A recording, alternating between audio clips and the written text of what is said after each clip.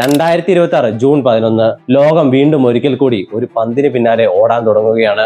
Mexico സിറ്റിയിലെ ആദ്യ whistle മുഴങ്ങുന്ന ആ നിമിഷം മുതൽ ലോകത്തിലെ എല്ലാ കോണുകളിലുമുള്ള കോടിക്കണക്കിന് ആളുകൾ ഒരേ കളിയിലേക്ക് കണ്ണും മനസ്സും തിരിക്കും. ചിലർ രാത്രി ഉറങ്ങാതിരിക്കും, ചിലർ ജോലി മാറ്റിവെക്കും, ചിലർ ആയിരക്കണക്കിന് കിലോമീറ്ററുകൾ യാത്ര ചെയ്ത് സ്റ്റേഡിയത്തിലെത്തും. പക്ഷെ ഒരു ചോദ്യം, ഇന്ന് ലോകത്തിലെ ഏറ്റവും വലിയ കായിക മത്സരമായി മാറിയ ഈ ഫുട്ബോൾ യഥാർത്ഥത്തിൽ എവിടെ നിന്നാണ് വന്നത്?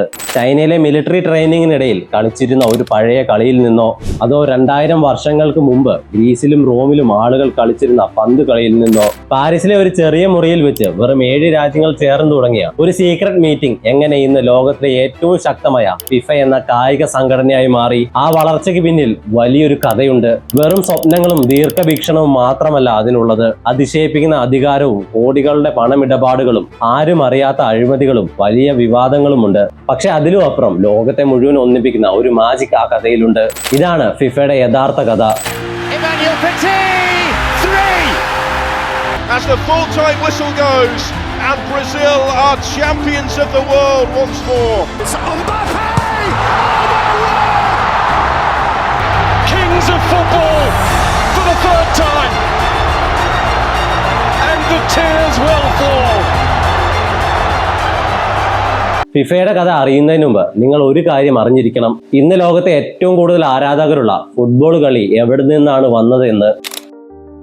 ഏകദേശം 2000 വർഷങ്ങൾക്ക് മുമ്പ് ചൈനയിലെ ഹാൻ ഡൈനാസ്റ്റിയുടെ കാലത്ത് സൈനിക പരിശീലനത്തിനായി അവർ കൂജു എന്നൊരു കളി കളിച്ചിരുന്നു. കാലുപയോഗിച്ച് പന്ത് ഒരു ലക്ഷ്യത്തിലേക്ക് തട്ടിയിടുക എന്നതാണ് കൂജു എന്ന കളിയുടെ നിയമം. ഇതേ സമയത്ത് തന്നെ ഗ്രീസിലും റോമിലുമൊക്കെ പന്ത് ഉപയോഗിച്ചിട്ടുള്ള ഫുട്ബോളിനോട് സാമ്യമുള്ള കളികൾ ഉണ്ടായിരുന്നു.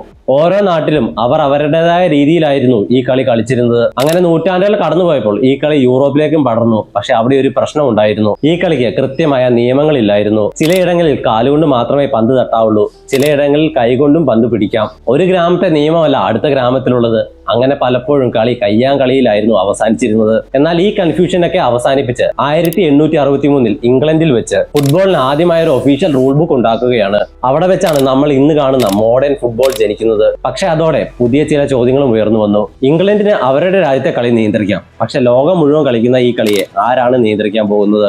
ലോക ചാമ്പ്യന്മാരെ ആര് തീരുമാനിക്കും? എല്ലാ രാജ്യങ്ങളെയും ഒരൊറ്റ നിയമത്തിന് കീഴിൽ എങ്ങനെ കൊണ്ടുവരും? ഈ ചോദ്യങ്ങൾക്കുള്ള ഉത്തരം തേടിയാണ് 1904 പാരീസിലെ ഒരു ചെറിയ മുറിയിൽ 7 രാജ്യങ്ങൾ ഒത്തുകൂടിയത്. അന്നതൊരു സാധാരണ മീറ്റിംഗ് മാത്രമായിരുന്നു. പക്ഷെ ആ മുറിയിൽ എടുത്തൊരു തീരുമാനം പിന്നീട് ലോക ഫുട്ബോളിന്റെ ഭാവി മാറ്റിമറിക്കുമെന്ന് അവർ പോലും കരുതിയില്ല. 1904 May 21 Belgium, Denmark, France, Netherland, Spain, Sweden, Switzerland എന്നീ രാജ്യങ്ങൾ പാരീസിൽ വെച്ച് കണ്ടുമുട്ടി ഒരു കരാറിൽ ഒപ്പുവെച്ചു. അവർ തങ്ങളുടെ പുതിയ സംഘടനയ്ക്ക് federation international D football association എന്ന് പേരിട്ടു. ഷോർട്ട് ഫോമിൽ ഫിഫ. റോബർട്ട് ഗുവെയ്ൻ എന്ന ഫ്രഞ്ച് ജേർണലിസ്റ്റ് ആയിരുന്നു ഇതിന്റെ ആദ്യ പ്രസിഡന്റ് ആയി തിരഞ്ഞെടുക്കപ്പെട്ടത്. ഇവിടെ നിങ്ങൾ ഒരു കാര്യം ശ്രദ്ധിച്ചോ? ഇന്ന് നമ്മൾ കാണുന്ന മോഡേൺ ഫുട്ബോളിന് തുടക്കമിട്ട രാജ്യം, അതായത് ഇംഗ്ലണ്ട്, ഈ സംഘടനയിൽ ഉണ്ടായിരുന്നില്ല. ഫുട്ബോൾ ലോകത്തിന് പരിചയപ്പെടുത്തിയ രാജ്യം തന്നെയായിരുന്നു ഇംഗ്ലണ്ട്. അതുകൊണ്ട് തന്നെ തങ്ങൾ ഉണ്ടാക്കിയ കളിയുടെ നിയന്ത്രണം മറ്റാരുടെയെങ്കിലും കൈകളിലേക്ക് പോകുമോ എന്നൊരു ആശങ്ക അവർക്കുണ്ടായിരുന്നു. അതിനാലാണ് ഇംഗ്ലണ്ടിലെ ഫുട്ബോൾ അസോസിയേഷൻ തുടക്കത്തിലെ ഫിഫയെ വിശ്വാസത്തോടെ കണ്ടില്ല. ഒടുവിൽ 1906 ഇംഗ്ലണ്ട് ഇതിൽ ജോയിൻ ചെയ്തു. ഇംഗ്ലീഷ് ഫുട്ബോൾ എക്സിക്യൂട്ടീവ് ആയ ഡാനിയൽ വൂൾഹാൻ ഫിഫയുടെ 2ാമത്തെ പ്രസിഡന്റ് ആവുകയും ചെയ്തു. പക്ഷെ കഥ അവിടെ തീർന്നില്ല. ഇംഗ്ലണ്ടും ഫിഫയും തമ്മിലുള്ള തർക്കം വർഷങ്ങളോളം തുടർന്നു. തുടക്കത്തിൽ ഫിഫ വളരെ പതുക്കെയാണ് വളർന്നത്. 1908 ഒളിമ്പിക്സിലെ ഫുട്ബോൾ ടൂർണമെന്റ് അവർ ഓർഗനൈസ് ചെയ്തു. 1910കളുടെ തുടക്കത്തിൽ Argentina, Chile, south Africa, America എന്നീ രാജ്യങ്ങൾ കൂടി ചേർന്നതോടെ സംഘടന യൂറോപ്പിന് വെളിയിലേക്ക് വളർന്നു. പക്ഷെ 1921 ഒരാളുടെ വരവോടെ ഫുട്ബോളിന്റെ ചരിത്രം തന്നെ മാറി. ആ വ്യക്തി ഫ്രഞ്ച് ഫുട്ബോൾ അഡ്മിനിസ്ട്രേറ്ററായ ജൂൾസ് റിമെ ആയിരുന്നു. ഫിഫയുടെ 3ാമത്തെ പ്രസിഡന്റായി ചുമതലയേറ്റ അദ്ദേഹം 33 വർഷമാണ് ആ സ്ഥാനത്ത് തുടർന്നത്. എന്നാൽ അദ്ദേഹത്തിന്റെ മനസ്സിൽ വലിയൊരു സ്വപ്നമുണ്ടായിരുന്നു. ഒളിമ്പിക്സിന്റെ ഭാഗമല്ലാതെ ഫുട്ബോളിന് മാത്രമായി സ്വന്തമായൊരു ലോക ചാമ്പ്യൻഷിപ്പ് ഉണ്ടായാൽ എങ്ങനെയിരിക്കും എന്നതാണ്. ആ ആശയത്തിന് 1928 ഫിഫ അംഗീകാരം നൽകി. 2 വർഷത്തിന് ശേഷം, അതായത് 1930 ആ സ്വപ്നം യാഥാർത്ഥ്യമാകുകയും ചെയ്തു. അങ്ങനെ ചരിത്രത്തിലെ ആദ്യത്തെ ഫിഫ വേൾഡ് കപ്പിന് തുടക്കമായി. ആദ്യ വേൾഡ് കപ്പിന് ആതിഥേയം വഹിച്ച രാജ്യം ഉറുഗ്വേ ആയിരുന്നു. ലോകത്തിന്റെ പല ഭാഗങ്ങളായി 13 രാജ്യങ്ങളാണ് അവിടെ മത്സരിക്കാൻ എത്തിയത്. മോണ്ടെ വീഡിയോയിൽ നടന്ന ഫൈനലിൽ 93,000 ആരാധകരെ സാക്ഷിയാക്കി ഉറുഗ്വേ അർജന്റീനയെ 4-2 തോൽപ്പിച്ച ആദ്യത്തെ ലോക ചാമ്പ്യന്മാരായി. അന്നവിടെ ഉയർന്നത് വെറുമൊരു ട്രോഫി മാത്രമല്ലായിരുന്നു. ലോക ഫുട്ബോളിലെ തന്നെ ഏറ്റവും വലിയ പാരമ്പര്യത്തിനാണ് അന്ന് തുടക്കം കുറിക്കപ്പെട്ടത്. പിന്നീട് ഓരോ 4 വർഷം കൂടുമ്പോഴും വേൾഡ് കപ്പ് നടത്താൻ തീരുമാനിച്ചു. 1934 1938 ഇറ്റലി വേൾഡ് കിരീടം സ്വന്തമാക്കി. അങ്ങനെ തുടർച്ചയായി 2 വേൾഡ് കപ്പ് നേടുന്ന ആദ്യ ടീമായി അവർ മാറി. പക്ഷെ അതിന്റെ തൊട്ടു പിന്നാലെ രണ്ടാം ലോക മഹായുദ്ധം ലോകത്തെ വിഴുങ്ങി. ഇതോടെ വേൾഡ് കപ്പ് 12 വർഷത്തേക്ക് നിർത്തേണ്ടി വന്നു. അങ്ങനെ ഒരൊറ്റ മത്സരം പോലും കളിക്കാതെ ഈ 12 വർഷത്തോളം ഇറ്റലി ചാമ്പ്യന്മാരായി തുടർന്നു. അവസാനം 1950 ടൂർണമെന്റ് വീണ്ടും തിരിച്ചെത്തി. ഇത്തവണത്തെ വേദി ബ്രസീലായിരുന്നു. അവിടെ നടന്നത് ലോക ഫുട്ബോളിനെ തന്നെ ഞെട്ടിച്ച ഒരു വമ്പൻ അട്ടിമറിയായിരുന്നു. മാരക്കാന സ്റ്റേഡിയത്തിൽ ഏകദേശം 1,73,000 ആരാധകർ നോക്കി നിൽക്കെ സ്വന്തം നാട്ടുകാരുടെ മുന്നിൽ വെച്ച് തന്നെ ബ്രസീൽ ഉറുഗ്വേനെ അട്ടിമറിച്ചു. ഒരു ഫുട്ബോൾ മത്സരത്തിന്റെ ചരിത്രത്തിൽ ഏറ്റവും കൂടുതൽ കാണികൾ കയറിയ ഒരു കളിയായിരുന്നു അത്. ഫിഫയെ ഒരു സാധാരണ കായിക സംഘടനയിൽ നിന്ന് ഒരാഗോള സാമ്രാജ്യമാക്കി മാറ്റിയത് ടെലിവിഷനാണ്. 1954 സ്വിറ്റ്സർലാൻഡിൽ വെച്ച് നടന്ന വേൾഡ് കപ്പാണ് ആദ്യമായി തത്സമയം ടെലിവിഷനിൽ ടെലികാസ്റ്റ് ചെയ്തത്. അതോടെ ലോകത്തുള്ള ആളുകൾ വീട്ടിലിരുന്ന് തന്നെ ലോകകപ്പ് ആസ്വദിക്കാൻ തുടങ്ങി. വേൾഡ് കപ്പ് എന്നത് പിന്നീട് സ്റ്റേഡിയത്തിൽ പോയി കാണുന്ന ഒരു പരിപാടി മാത്രമല്ലാതെയായി മാറി. 1957 സ്വീഡനിൽ വെച്ച് നടന്ന ടൂർണമെന്റിലാണ് പെലെ എന്ന 17 വയസ്സുകാരനായ ബ്രസീൽ പയ്യനെ ലോകം അറിയാൻ തുടങ്ങിയത്. വേൾഡ് കപ്പ് ഫൈനലിൽ ഗോൾ നേടുന്ന ആദ്യ കൗമാരക്കാരനായിരുന്നു അദ്ദേഹം. ആ ഫൈനലിൽ ബ്രസീൽ 5-2 ജയിച്ചു. പെലെ തന്റെ കരിയറിൽ 3 വേൾഡ് കപ്പുകൾ നേടി. 1970 3ാം കപ്പ് നേടിയ ബ്രസീലിന് അന്നത്തെ വേൾഡ് കപ്പ് ട്രോഫിയായ ജൂൾസ് റിമേ ട്രോഫി എന്നേക്കുമായി സ്വന്തമായി ലഭിച്ചു. ഈ ഘട്ടം എത്തിയപ്പോഴത്തേക്കും ഫിഫ വെറും ഒരു ഫുട്ബോൾ ഓർഗനൈസേഷൻ ഉപരി അതൊരു വലിയ ഇവന്റ് ആയി മാറി. ബ്രാൻഡുകളും സ്പോൺസർമാരും ഇതിന്റെ ഭാഗമാകാൻ മത്സരിക്കാൻ തുടങ്ങി. ഫിഫയുടെ അംഗങ്ങളുടെ എണ്ണവും വേഗത്തിൽ വർദ്ധിച്ചു. 1960 ആയപ്പോഴേക്കും 100-ലധികം അസോസിയേഷൻ ഇതിന്റെ ഭാഗമായി. 2000ന്റെ തുടക്കത്തിൽ അത് 200 കഴിഞ്ഞു. ഇന്ന് ഫിഫയ്ക്ക് 211 മെമ്പർ അസോസിയേഷനുകളുണ്ട്. ഇത് ഐക്യരാഷ്ട്രയുടെ 193 അംഗരാജ്യങ്ങളെക്കാൾ കൂടുതലാണ്. പക്ഷേ ഈ കഥയിലെ ഏറ്റവും ഇൻട്രസ്റ്റിംഗ് ആയ ഭാഗം ഇനിയാണ് പറയാൻ പോകുന്നത്. ഫിഫയുടെ ബിസിനസ് മോഡൽ സാധാരണ സ്പോർട്സ് ഓർഗനൈസേഷന്റെ പോലെയല്ല. വേൾഡ് കപ്പിനെ ചുറ്റിപ്പറ്റിയിട്ടുള്ള 4 സൈക്കിളുകളിലായിട്ടാണ് അവർ വരുമാനം ഉണ്ടാക്കുന്നത്. 2015 മുതൽ 2018 വരെയുള്ള സൈക്കിളിൽ ഫിഫ ആകെ നേടിയത് $6.4 ബില്യൺ വരുമാനമായിരുന്നു. ഇന്നത്തെ ഇന്ത്യൻ രൂപയിൽ അത് 60,800 കോടി രൂപ വരും. ഫിഫയ്ക്ക് ഈ കിട്ടുന്ന വരുമാനത്തിന്റെ 83% വരുന്നത് ഒരൊറ്റ ടൂർണമെന്റിൽ നിന്നാണ്, ഫിഫ വേൾഡ് കപ്പിൽ നിന്ന്. അടുത്ത സൈക്കിളായ 2019 മുതൽ 2022 വരെ ഈ വരുമാനം വീണ്ടും ഉയർന്നു. അത്തവണ ഫിഫ നേടിയത് $7.6 ബില്യൺ, അതായത് 72,200 കോടി രൂപ. പിന്നെ ഈ വർഷം നോക്കിയാൽ ഫിഫയുടെ ആകെ വരുമാനം റെക്കോർഡ് തുകയായ $13 ബില്യൺ, അതായത് ഏകദേശം 1,09,000 കോടി രൂപ. അപ്പൊ പ്രധാന ചോദ്യം ഇതാണ്, ഇത്രയും പണം ഫിഫയ്ക്ക് എവിടെ നിന്നാണ് കിട്ടുന്നത്? പ്രധാനമായും 2 വഴികളിലൂടെയാണ് ഫിഫ പണം ഉണ്ടാക്കുന്നത്. ഒന്നാമത്തെ ബ്രോഡ്കാസ്റ്റിംഗ് റൈറ്റ്സ്. ലോകമെമ്പാടുമുള്ള 100 കണക്കിന് ടെലിവിഷൻ ചാനലുകളും സ്ട്രീമിംഗ് പ്ലാറ്റ്ഫോമുകളും വേൾഡ് കപ്പ് സംരക്ഷണം ചെയ്യാനുള്ള അവകാശത്തിന് വേണ്ടി വൻ തുകയാണ് ഫിഫയ്ക്ക് നൽകുന്നത്. രണ്ടാമത് marketing rights. Adidas, Coca Cola, Hyundai, Visa പോലുള്ള ആഗോള ബ്രാൻഡുകൾ വേൾഡ് കപ്പിന്റെ ഔദ്യോഗിക പങ്കാളികളാകാൻ കോടിക്കണക്കിന് ഡോളറുകളാണ് ചെലവഴിക്കുന്നത്.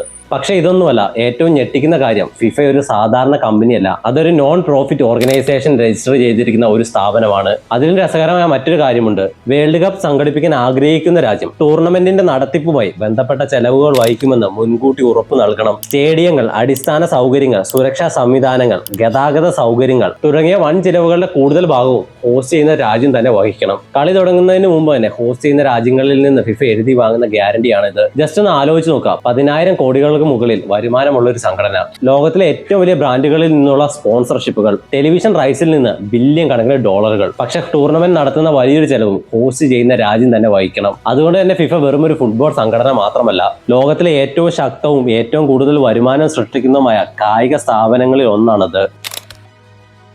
നിങ്ങളുടെ മനസ്സിൽ ഇപ്പോൾ ഒരു ചോദ്യം ഉണ്ടാകും, ഒരു രാജ്യം എന്തിനാണ് ഇത്രയും നിബന്ധനകളെല്ലാം സംബന്ധിച്ച് വേൾഡ് കപ്പ് ഹോസ്റ്റ് ചെയ്യാൻ മുന്നോട്ട് വരുന്നത്? അതിനുള്ള മറുപടി ഇതാണ്, ഒരു വേൾഡ് കപ്പ് ഹോസ്റ്റ് ചെയ്യുന്നതിലൂടെ ആ രാജ്യം ലോകത്തിന്റെ മൊത്തം ശ്രദ്ധാ കേന്ദ്രമായി മാറുകയാണ്. സ്വന്തം രാജ്യത്തിന്റെ സാമ്പത്തിക ഭദ്രതയും വിശ്വസ്തതയും ലോകത്തിന് മുന്നിൽ കാണിച്ചു കൊടുക്കാൻ ഇതിലൂടെ അവർക്ക് സാധിക്കും. ഇത് ടൂറിസ്റ്റുകളെയും വിദേശ നിക്ഷേപങ്ങളെയും ആകർഷിക്കും. ടൂർണമെന്റ് കഴിഞ്ഞാലും ഉപകാരപ്പെടുന്ന രീതിയിൽ അവിടുത്തെ ഇൻഫ്രാസ്ട്രക്ചറുകൾ വലിയ രീതിയിൽ ഡെവലപ്പ് ആവുകയും ചെയ്യും. പക്ഷേ യാഥാർത്ഥ്യം പലപ്പോഴും ഇതിനെയൊക്കെ തകിടം മറിക്കും. 2014 ബ്രസീൽ വേൾഡ് കപ്പ് ഹോസ്റ്റ് ചെയ്തപ്പോൾ സ്റ്റേഡിയങ്ങൾ നിർമ്മിക്കാനും നവീകരിക്കാനുമായി അവർ കോടിക്കണക്കിന് ഡോളറാണ് ചെലവഴിച്ചത്. എന്നാൽ ടൂർണമെന്റ് കഴിഞ്ഞ് അധികം വൈകാതെ ആ സ്റ്റേഡിയങ്ങൾ ഉപയോഗശൂന്യമായി മാറി. $50 കോടി ചെലവഴിച്ച് നിർമ്മിച്ച ബ്രസീലിലെ മാനെ ഗാരിഞ്ചോ സ്റ്റേഡിയം പിന്നീട് ബസ് പാർക്കിംഗ് ലോട്ടായി മാത്രം മാറി. പോരാത്തതിന് ഈ നിർമ്മാണ പ്രവർത്തനങ്ങളിൽ നിന്ന് ആയിരക്കണക്കിന് കുടുംബങ്ങളെയാണ് അവിടെ നിന്ന് കുടിയൊഴിപ്പിച്ചത്. 2022 ഖത്തറിൽ വേൾഡ് കപ്പ് നടന്നപ്പോഴും ചെലവിന്റെ കാര്യത്തിൽ യാതൊരു കുറവും സംഭവിച്ചില്ല. ഫിഫയുടെ വരവുമായി അനുബന്ധിച്ച് പുതിയ മെട്രോ സിസ്റ്റം, എയർപോർട്ട് വികസനം, റോഡുകൾ, പുതിയ നഗരങ്ങൾ തുടങ്ങിയ വിവിധ പദ്ധതികൾക്കായി ഖത്തർ ചിലവഴിച്ചത് $200 ബില്യൺ. പക്ഷേ ടൂർണമെന്റ് തിളക്കത്തിനൊപ്പം വലിയ വിവാദങ്ങൾ ഉയർന്നു. 2010 ഖത്തറിന് ഹോസ്റ്റിംഗ് അവകാശം ലഭിച്ചതിന് ശേഷം ആയിരക്കണക്കിന് സൗത്ത് ഏഷ്യൻ കുടിയേറ്റ തൊഴിലാളികൾ മരിച്ചതായി റിപ്പോർട്ട് വന്നു. ഇതോടെ തൊഴിലാളികളുടെ അവകാശങ്ങളും തൊഴിൽ സാഹചര്യങ്ങളും സംബന്ധിച്ച് ഖത്തർ കടുത്ത വിമർശനങ്ങൾ നേരിട്ടു. അതുകൊണ്ട് വേൾഡ് കപ്പ് ഹോസ്റ്റ് ചെയ്യുന്നത് എല്ലാ രാജ്യങ്ങൾക്കും ഗുണകരമാണെന്ന് പറയാൻ കഴിയില്ല. ചില രാജ്യങ്ങൾക്ക് അത് ടൂറിസം, നിക്ഷേപം, ഇൻഫ്രാസ്ട്രക്ചർ വികസനം എന്നിവയിലൂടെ വലിയ നേട്ടങ്ങൾ നൽകും. എന്നാൽ ചില രാജ്യങ്ങൾക്ക് അതുണ്ടാക്കുന്ന സാമ്പത്തിക ഭാരം വളരെ വലുതായിരിക്കും. ഫിഫയുമായി ബന്ധപ്പെട്ട ചില വലിയ വിവാദങ്ങളും ലോക ശ്രദ്ധ പിടിച്ചു പറ്റിയിട്ടുണ്ട്. ഏറ്റവും വലിയ വിവാദങ്ങളിൽ ഒന്ന് വേൾഡ് കപ്പ് ഹോസ്റ്റിംഗ് അവകാശങ്ങൾ നൽകുന്ന രീതിയെ ചുറ്റിപ്പറ്റിയായിരുന്നു. കാരണം ഒരു രാജ്യം വേൾഡ് കപ്പ് ഹോസ്റ്റ് ചെയ്യാനുള്ള അവകാശം നേടുന്നത് വെറും ഒരു സ്പോർട്സ് തീരുമാനമല്ല. അതിന് പിന്നിൽ ബില്യൺ കണക്കിന് ഡോളറുകളുടെയും സാമ്പത്തിക താല്പര്യങ്ങളും വലിയ രാഷ്ട്രീയ സ്വാധീനങ്ങളും ഉണ്ടാകും. 2015 അമേരിക്കൻ ജസ്റ്റിസ് ഓഫ് ഡിപ്പാർട്ട്മെന്റ് ഫിഫയെ നടുക്കിയ ഒരു അഴിമതി കേസ് പുറത്തു കൊണ്ടുവന്നു. ഫിഫ ഉദ്യോഗസ്ഥർ വർഷങ്ങളായി കോടിക്കണക്കിന് ഡോളറുകൾ കൈക്കൂലിയായി വാങ്ങിയെന്നാണ് അന്വേഷണ ഏജൻസികൾ ആരോപിച്ചത്. പ്രത്യേകിച്ച് 2018 റഷ്യൻ വേൾഡ് കപ്പും 2022 ഖത്തർ വേൾഡ് കപ്പും സംബന്ധിച്ച ഹോസ്റ്റിംഗ് അവകാശങ്ങൾ അനുവദിച്ചതിനെ തുടർന്ന് വലിയ സംശയങ്ങൾ വഴിവെച്ചു. ഈ കേസുമായി ബന്ധപ്പെട്ട് നിരവധി സ്പോർട്സ് മാർക്കറ്റിംഗ് എക്സിക്യൂട്ടീവുകളും ഉയർന്ന ഫിഫ ഉദ്യോഗസ്ഥരും അന്വേഷണത്തിന് വിധേയരായി. ഇനി അതിലും ശ്രദ്ധേയമായൊരു കാര്യമുണ്ട്. റഷ്യക്കും ഖത്തറിന് ഹോസ്റ്റിംഗ് അവകാശങ്ങൾ നൽകാൻ വോട്ട് ചെയ്ത 22 അംഗ ഫിഫ എക്സിക്യൂട്ടീവ് കമ്മിറ്റിയിലെ പകുതിയിലധികം പേരും പിന്നീട് അഴിമതി ആരോപണങ്ങളിൽ അന്വേഷണം നേരിടുകയും വിവാദങ്ങളിൽ കുടുങ്ങുകയും ചെയ്തു. ഈ വിവാദങ്ങളെ ആഘാതമെത്തിയത് ഫിഫയുടെ ഏറ്റവും ഉയർന്ന നേതാക്കളിലേക്കായിരുന്നു. 1998 മുതൽ ഫിഫയെ നയിച്ചിരുന്ന പ്രസിഡന്റ് സെപ്പ് ബ്ലാറ്റർ ഒടുവിൽ എല്ലാ ഫുട്ബോൾ പ്രവർത്തനങ്ങളിൽ നിന്നും വിലക്കപ്പെട്ടു.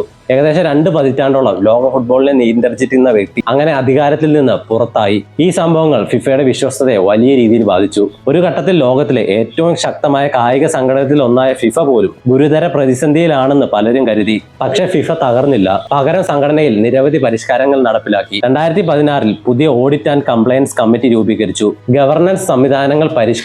കൂടുതൽ ട്രാൻസ്പെറൻസി ഉറപ്പാക്കാൻ പുതിയ നിയമങ്ങളും കൂടുതൽ നടപടികളും കൊണ്ടുവന്നു. എന്നാൽ ഇത്ര മാറ്റങ്ങൾ കൊണ്ടുവന്നിട്ടും സംശയങ്ങൾ പൂർണ്ണമായി അവസാനിച്ചിട്ടില്ല. ഇത്ര വിവാദങ്ങളും മാറ്റങ്ങളും വന്നിട്ടും ഫിഫയുടെ ഏറ്റവും വലിയ വേദി ഈ വർഷം ഒരുങ്ങുകയാണ്. ഇത്തവണ ചരിത്രത്തിൽ ആദ്യമായിട്ടാണ് 3 രാജ്യങ്ങൾ ചേർന്ന് വേൾഡ് കപ്പിന് ആതിഥേയം വഹിക്കുന്നത്. United States, Canada, Mexico. ഇതോടെ മെക്സിക്കോ പുരുഷന്മാരുടെ വേൾഡ് കപ്പ് 3 തവണ ഹോസ്റ്റ് ചെയ്യുന്ന ആദ്യത്തെ രാജ്യമായി മാറി. പക്ഷേ ആദ്യത്തെ രാജ്യങ്ങൾ മാത്രമല്ല മാറിയത്, ടൂർണമെന്റ് ഫോർമാറ്റിൽ വലിയ മാറ്റങ്ങൾ സംഭവിച്ചിട്ടുണ്ട്. ഇതുവരെ 32 ടീമുകൾ പങ്കെടുത്തിരുന്ന വേൾഡ് കപ്പിൽ ഇനി മുതൽ 48 ടീമുകളാണ് മത്സരിക്കുന്നത്. അതായത് കൂടുതൽ രാജ്യങ്ങൾക്കും ഫുട്ബോളിന്റെ ഏറ്റവും വലിയ വേദിയിൽ കളിക്കാൻ അവസരം ലഭിക്കും. ഈ 48 ടീമുകളെ 12 വീതമുള്ള 4 ഗ്രൂപ്പുകളായിട്ടാണ് തിരിച്ചിരിക്കുന്നത്. ഓരോ ഗ്രൂപ്പിലെയും ആദ്യത്തെ 2 സ്ഥാനക്കാർ തൊട്ടടുത്ത റൗണ്ടിലേക്ക് കടക്കും. അതോടൊപ്പം എല്ലാ ഗ്രൂപ്പിലെയും മികച്ച 8 മൂന്നാം സ്ഥാനക്കാരും നോക്കൌട്ട് ഘട്ടത്തിലേക്ക് യോഗ്യത നേടും. അങ്ങനെ വേൾഡ് കപ്പ് ചരിത്രത്തിൽ ആദ്യമായി റൗണ്ട് ഓഫ് 32 എന്നൊരു പുതിയ ഘട്ടവും ഉണ്ടാകുന്നു. ടൂർണമെന്റ് 3 രാജ്യങ്ങളിലായി 16 സ്റ്റേഡിയത്തിലാണ് നടക്കുന്നത്. ആകെ 104 മത്സരങ്ങൾ, 39 ദിവസത്തെ പോരാട്ടം. ഇതുവരെ നടന്നിട്ടുള്ള ഏറ്റവും വലിയ വേൾഡ് കപ്പാണിത്. ഇത്തവണ ചില പുതിയ രാജ്യങ്ങളും ചരിത്രം കുറിക്കാൻ ഒരുങ്ങുകയാണ്. കേപ്പ് വെർഡെ, കുറാക്കോ, ജോർദാൻ, ഉസ്ബെക്കിസ്ഥാൻ എന്നീ രാജ്യങ്ങളും ആദ്യമായി വേൾഡ് കപ്പിൽ പങ്കെടുക്കുകയാണ്. ഒരേ ഒരു വിഷമം നമ്മുടെ ഇന്ത്യ ഇത്തവണ ലിസ്റ്റിലില്ല എന്നതാണ്. ഫിഫയുടെ ചരിത്രത്തിൽ അഴിമതി ആരോപണങ്ങളും വിവാദങ്ങളും ഉണ്ടെങ്കിലും ജനങ്ങൾക്ക് വേൾഡ് കപ്പിനോടുള്ള താല്പര്യം കുറയുന്നില്ല. 1904 പാരീസിലെ ഒരു ചെറിയ മീറ്റിംഗ് റൂമിൽ വെച്ച് വെറും 7 രാജ്യങ്ങളുമായി ആരംഭിച്ച ഒരു ആശയം ഇന്ന് 48 രാജ്യങ്ങളും കോടിക്കണക്കിന് ആരാധകരുമായി ലോകത്തിലെ ഏറ്റവും വലിയ കായിക മേളയായി മാറിയിരിക്കുകയാണ്. ഫുട്ബോളിലെ ലോകത്തെ ഒന്നിപ്പിക്കാൻ കഴിയുമെന്ന വിശ്വാസമായിരുന്നു നമുക്കിതിലൂടെ മനസ്സിലാക്കേണ്ടത്. ഇന്ന് 1 നൂറ്റാണ്ടിലേറെ കഴിഞ്ഞിട്ടും ആ വിശ്വാസം ഇതുവരെ തെറ്റിയിട്ടില്ല എന്നാണ് ലോകം നമ്മളെ പഠിപ്പിക്കുന്നത്. പന്ത് ഇനിയും ഉരുണ്ടുകൊണ്ടിരിക്കും, ആരാധകർ ഇനിയും അതിന് പിന്നാലെ ഓടിക്കൊണ്ടിരിക്കും. ലോകം ഇനിയും അടുത്തൊരു വേൾഡ് കപ്പിനെ കാത്തിരിക്കും. See you on the next video.